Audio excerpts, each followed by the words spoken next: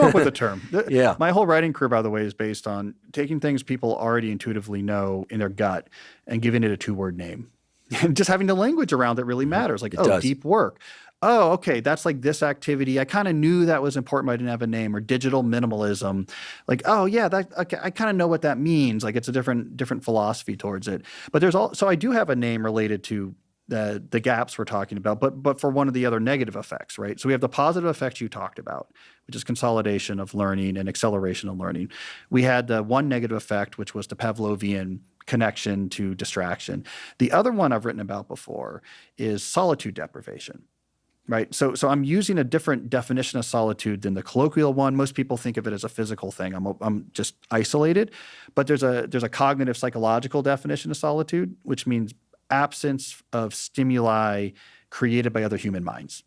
Right. So I'm not taking in information that's coming directly from another human mind. Having no period with this solitude. So having no period in your day where you're free from stimuli created from other minds is solitude deprivation, and it's a real issue. And partially it's a real issue because when we're processing input from another human brain, it's all hands on deck, right? I mean, we're very social beings. A huge portion of our brain is dedicated to this, right? So it's a very cognitively expensive activity when I'm trying to understand another human's what they're saying. I'm simulating their mental state. I'm trying to understand, like, where do they fall in this sort of social hierarchy? And one of my arguments was when you spend your entire day in that state, it's exhausting and anxiety producing.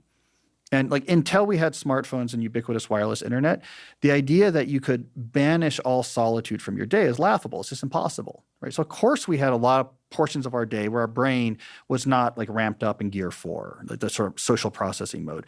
But smartphones makes it possible that you can be in that mode all day long. And so like one of the things I hypothesize is some of the anxiety rises that goes with the age of smartphones is brain exhaustion. Right. So that's another negative effect of the constant. We have 2 negative effects now for the constant stimuli and 1 positive effect for the absence of the constant stimuli. So I think we're making a case here for not always being on your device. Yeah, I agree.